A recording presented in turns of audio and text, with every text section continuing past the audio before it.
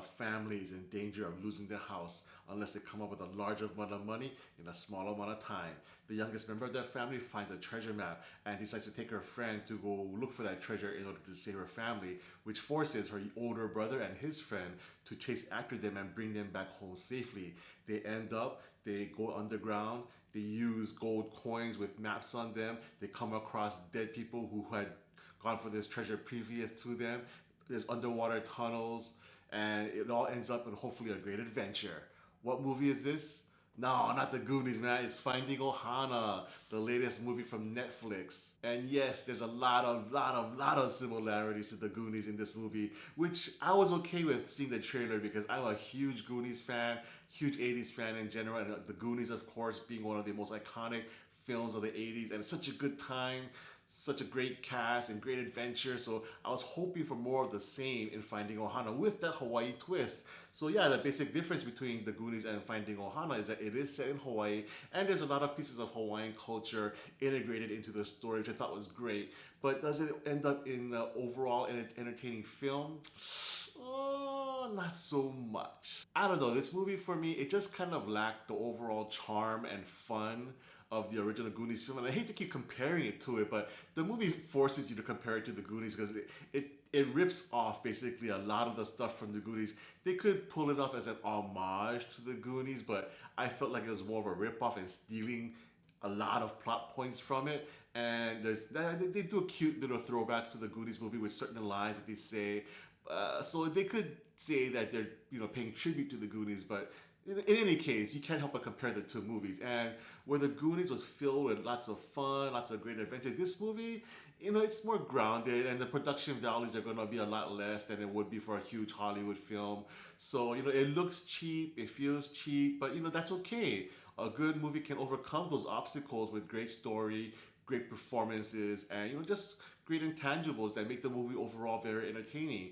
And I will say this: what I did like about this movie was that of course, living in Hawaii, I love that it was set in Hawaii, had familiar backdrops, and they tried to use a pidgin language to some level of success. And they introduced a lot of Hawaiian words, a lot of Hawaiian culture, which I thought was great. And it would educate a lot of people out there watching Netflix about Hawaiian culture. And I thought that was awesome.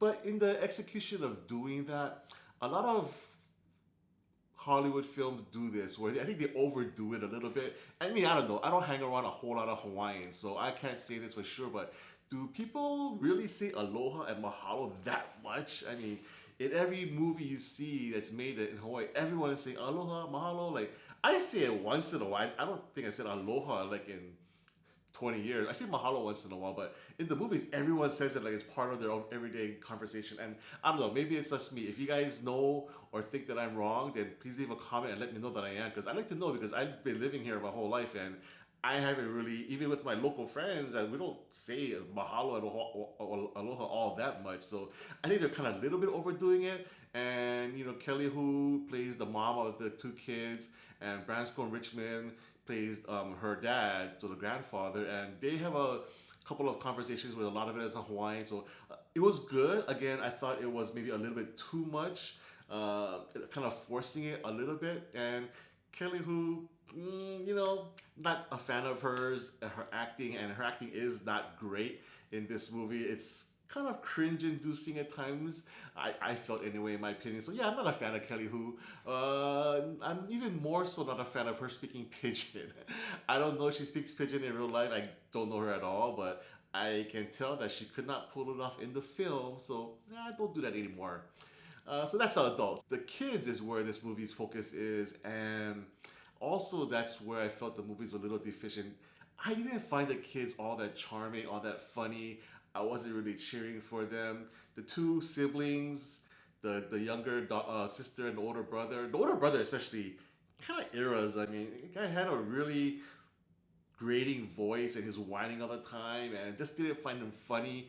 I felt him he's kind of like a dick, if you ask me, to his sister. So like, in the original movie, Josh Brolin was a dick, but in a kind of fun way, in a very sibling rivalry, lovely kind of way. In this movie, the older brother just kind of a dick, just a dick in general to his sister. Like, dude, the guy's a, kind of an asshole. And the little girl was charming at times, and like, I kind of enjoyed her character more. But again, her voice was a little irritating over time, and yeah, I enjoyed the two friends more. The older brother's friend, the girl, the love interest, and the younger girl's guy friend, this little Holly boy. I thought they were both, more entertaining actually. So overall, the chemistry of the four kids going on this adventure, yeah, just didn't quite do it for me. Like I said, I wasn't really rooting for them. I wasn't having that much fun with them.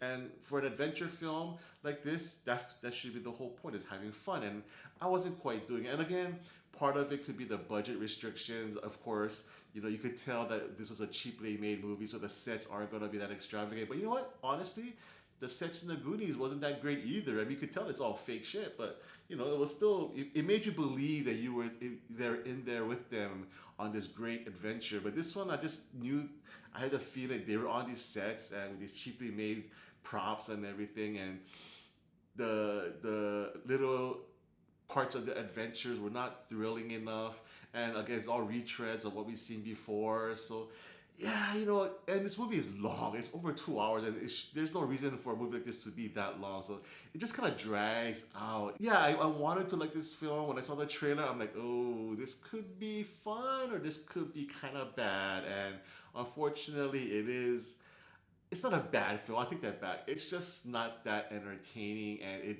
is very, like, feels kind of long. The one part I really did enjoy though was I mentioned the Goonies many times in this review. There is a character or an actor, let's just say, from the previous film that makes an appearance here. That I thought that was fun as hell. I mean, he is not playing his old character, but just the fact that he's in this movie really made it, a lot more interesting for me, entertaining for me. So I'll put that as a plus. But yeah, overall, this film, it dragged out. It was great to see the Hawaiian culture being part of the movie, but again, I thought it was a little overdone, and yeah, it just wasn't as fun as I wanted it to be. So for me, I'm gonna give Finding Ohana 5 out of 10.